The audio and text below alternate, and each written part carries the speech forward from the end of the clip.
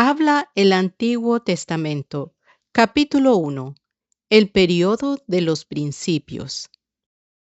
Los interrogantes acerca del origen de la vida y de las cosas han tenido siempre un lugar en el pensamiento humano. Los descubrimientos del pasado, tales como el de los rollos del Mar Muerto, no solo son un reto para el estudioso, sino que también fascina al laico. El Antiguo Testamento provee una respuesta a la interrogación del hombre por lo que respecta al pasado. Los primeros 11 capítulos del Génesis exponen los hechos esenciales respecto a la creación del universo y del hombre. En el registro escrito del proceder de Dios con el hombre, estos capítulos penetran en el pasado más allá de lo que ha sido establecido o corroborado definitivamente por la investigación histórica. Con razonable seguridad, sin embargo, el Evangelio acepta inequívocamente esta parte de la Biblia como el primero y el único auténtico relato de la creación del universo por Dios. Los capítulos iniciales del canon son fundamentales para toda la revelación expuesta en el Antiguo y Nuevo Testamento. En toda la Biblia hay referencias a la creación y temprana historia de la humanidad tal como se expone en estos capítulos introductorios. ¿Cómo debemos interpretar esta narración del principio del hombre y de su mundo? ¿Es mitología, alegoría, una combinación contradictoria de documentos o la idea de un solo hombre acerca del origen de las cosas? Otros escritores bíblicos la reconocen como una narración progresiva de la actividad de Dios al crear la tierra, los cielos y el hombre. Pero el lector moderno debe guardarse de leer más allá de la narración, interpretándola en términos científicos o asumiendo que es un almacén de información sobre ciencias recientemente desarrolladas.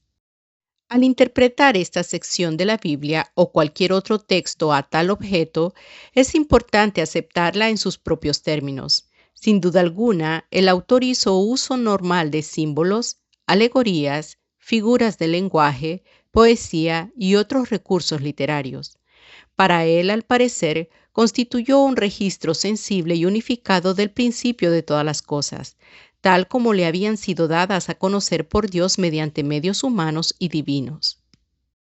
El tiempo comprendido por este periodo de los principios no se indica en ningún lugar de las Escrituras. En tanto, el punto terminal, el tiempo de Abraham, se relaciona con la primera mitad del segundo milenio. Los demás acontecimientos de esta era no pueden ser fechados con exactitud. Intentos de interpretar las referencias genealógicas como una cronología completa y exacta no parecen razonables a la luz de la historia secular. Aunque la narrativa sigue en general un orden cronológico, el autor del Génesis no sugiere en forma alguna una fecha para la creación.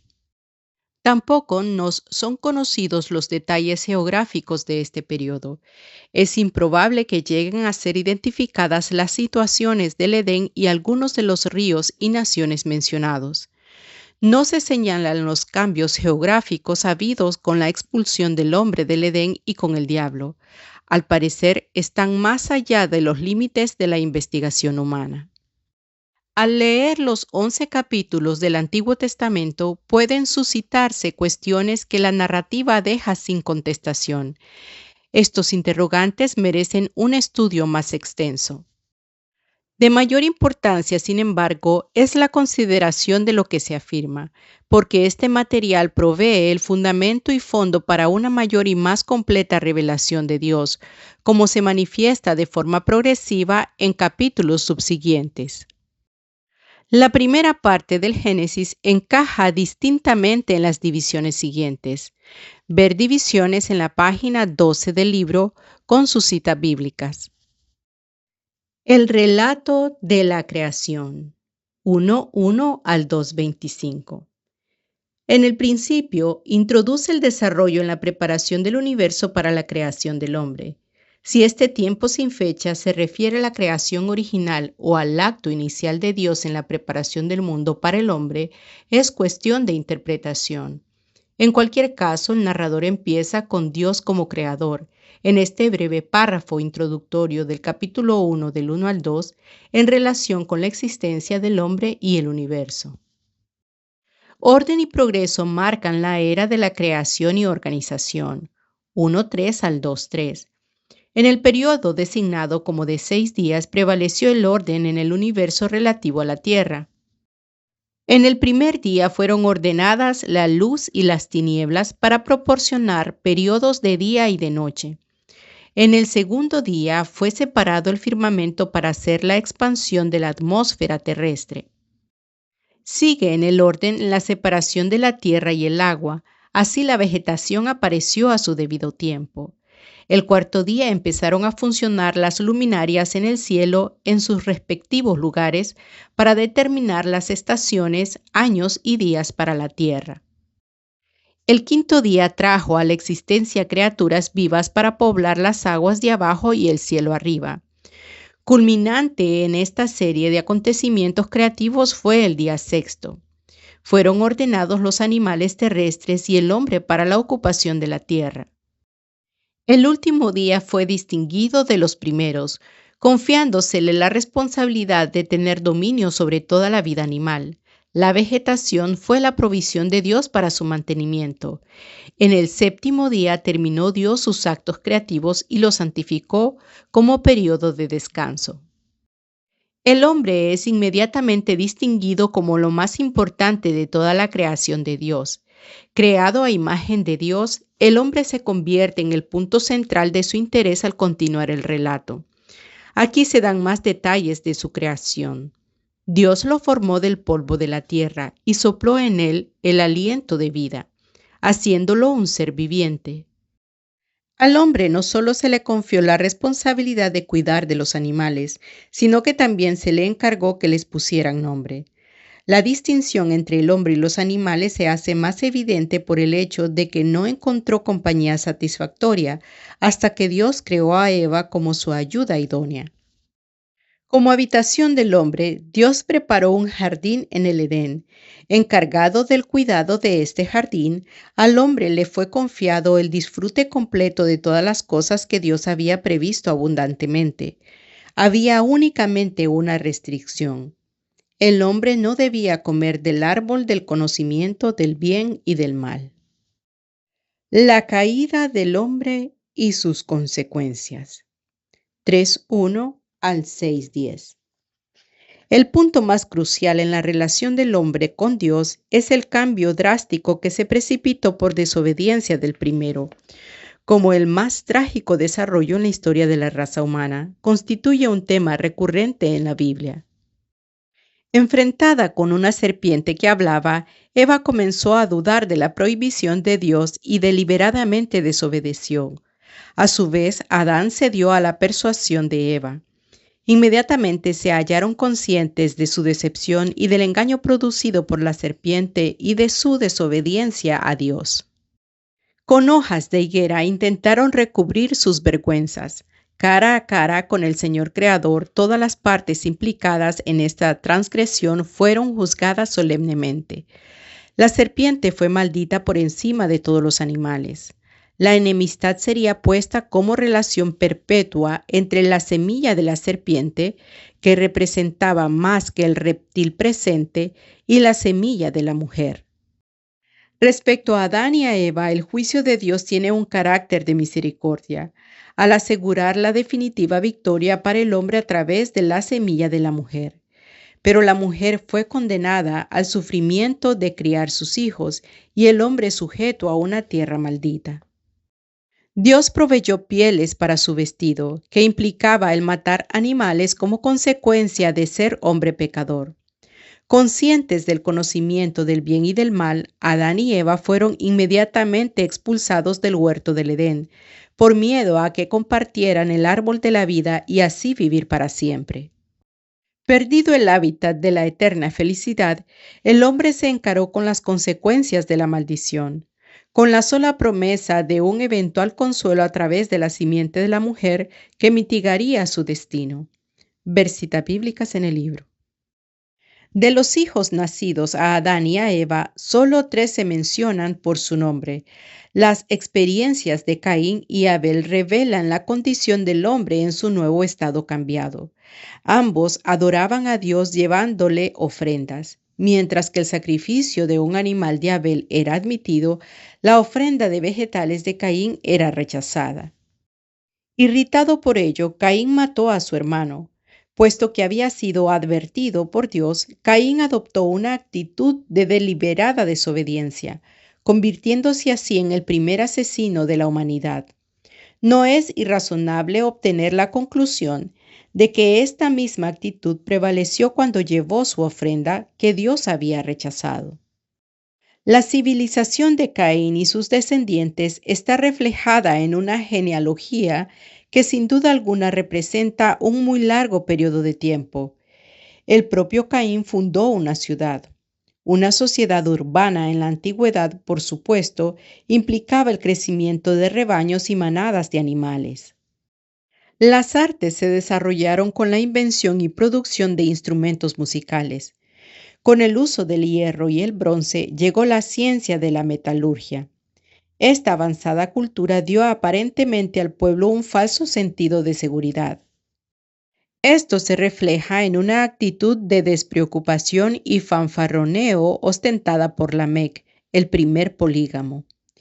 Tuvo el orgullo de utilizar armas superiores para destruir la vida. Característicamente ausente, por contraste, estuvo cualquier reconocimiento de Dios por la progenie de Caín.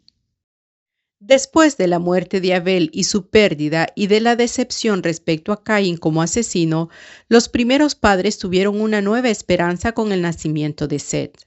Fue en los días del hijo de Set, Enós, que los hombres comenzaron a volverse hacia Dios. Con el paso de numerosas generaciones y muchos siglos, otro signo de acercamiento a Dios fue ejemplificado en Enoc. Esta notable figura no experimentó la muerte. Su vida de piedad filial con Dios terminó con su asunción. Con el nacimiento de Noé, la esperanza revivió una vez más. Lamec, un descendiente de Set, anticipó que a través de su hijo el género humano sería consolado de la maldición y relevado de ella, por lo cual había sufrido desde la expulsión del hombre del jardín del Edén. En los días de Noé, el creciente ateísmo de la civilización alcanzó una verdadera crisis. Dios, que había creado al hombre y su hábitat, estaba decepcionado con su prevaleciente cultura. Los matrimonios entre los hijos de Dios y las hijas de los hombres le habían disgustado. La corrupción, los vicios y la violencia se incrementaron hasta el extremo de que todos los planes y acciones de los hombres estaban caracterizados por el mal. La actitud de lamentación de Dios en haber creado el género humano resultaba aparente en el plan de retirar su espíritu del hombre. Un periodo de 120 años de aviso precedió el juicio que pendía sobre la raza humana. Solo Noé encontró favor a los ojos de Dios, justiciero y sin tacha. Se mantuvo en una aceptable relación con el Dios creador. El diluvio. El juicio de Dios sobre el hombre. 6:11 al 8:19. Noé era un hombre obediente. Cuando se le ordenó que construyese el arca, él siguió las instrucciones. Las medidas del arca todavía representan las proporciones básicas utilizadas en la construcción de embarcaciones. No estando diseñada para navegar a velocidad, el arca fue construida para albergar y acomodar en ella todas las formas de vida que tuvieran que ser conservadas durante la crisis del juicio del mundo. Se proveyó amplio lugar para albergar a Noé, su esposa y sus 3 hijos y sus esposas, una representación de cada animal básico y ave y alimento para todos ellos. Durante aproximadamente un año, Noé quedó confinado en el arca, mientras que el mundo estaba sujeto al juicio divino. El propósito de Dios de destruir la pecadora raza humana se cumplió. Tanto si el diluvio fue local o a escala mundial resulta de importancia secundaria, por el hecho de que el diluvio se extendió lo bastante para incluir a toda la raza humana. Lluvias incesantes y aguas procedentes de fuentes subterráneas elevaron el nivel de las aguas por encima de los picos de las más altas montañas. A su debido tiempo, el agua fue cediendo. El arca acabó descansando sobre el monte Ararat. Una vez que el hombre abandonase el arca, se enfrentó con una nueva oportunidad en un mundo renovado. El nuevo principio del hombre, 8:20 al 11:32. La civilización tras el diluvio comenzó con ofrecimientos sacrificiales. En respuesta, Dios hizo un convenio con Noé y sus descendientes. Jamás el mundo volvería a ser destruido con un nuevo diluvio. El arco iris en el cielo se convirtió en el signo perpetuo de la alianza eterna de Dios con el hombre. Bendiciendo a Noé, Dios le comisionó para poblar y adueñarse de toda la tierra. Los animales debidamente sacrificados, al igual que la vegetación, quedaron como fuentes de alimento viviente. El hombre, sin embargo, quedaba estrictamente a disposición de Dios, a cuya imagen había sido creado, para evitar el derramamiento de su sangre.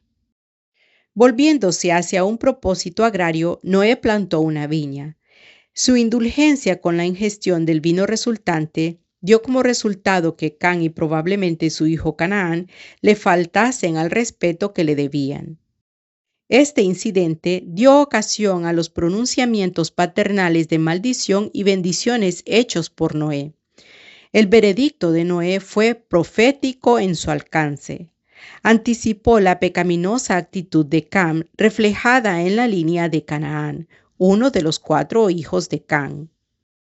Siglos más tarde, los impíos cananeos fueron objeto de severo juicio con la ocupación de sus tierras por los israelitas. Sem y Jafet, los otros hijos de Noé, recibieron las bendiciones de su padre. Siendo una, racial y lingüísticamente, la raza humana permaneció en un lugar por un periodo indefinido. Sobre la llanura de Sinar emprendió el proyecto de construir un tremendo edificio.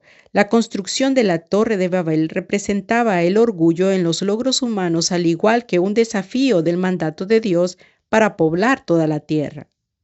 Dios, que continuamente había tomado interés en el hombre constantemente desde su creación, no podía ignorarlo entonces.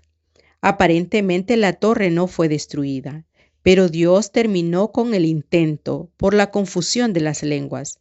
Esto dio como resultado de la dispersión de la raza humana. La distribución geográfica de los descendientes de Noé se da en un breve sumario. Esta genealogía, que representa una larga era, sugiere áreas hacia las cuales emigraron las diversas familias. Jafet y sus hijos se situaron en las proximidades de los mares Negro y Caspio, extendiéndose hacia el oeste en dirección a España. Muy verosímilmente, los griegos, los pueblos indogermánicos y otros grupos emparentados entre sí descienden de Jafet. Los 3 hijos de Cam descendieron hacia África. Subsiguientemente se expandieron hacia el norte y hacia las tierras de Sinar y Asiria, construyendo ciudades tales como Nínive, Calag, Babel, Accad y otras. Canaán, el 4 hijo de Cam, se estableció a lo largo del Mediterráneo, extendiéndose desde Sidón a Gaza y hacia el este. Aunque camitas de origen racial, los cananeos utilizaban una lengua muy emparentada de cerca con la de los semitas. Cam y sus descendientes ocuparon el área norte del Golfo Pérsico. Elam, Asur, Aram y otros nombres de ciudades estaban asociados con los semitas. Después de 2000 años antes de Cristo, tales ciudades como Mari y Nahor se hicieron centros sobresalientes de cultura de los semitas. Para concluir el periodo de los principios, el fin de los desarrollos se reduce hacia los semitas. Por medio de una estructura genealógica que utiliza 10 generaciones, el registro finalmente se enfoca sobre Taré, que emigró desde Ur a Harán.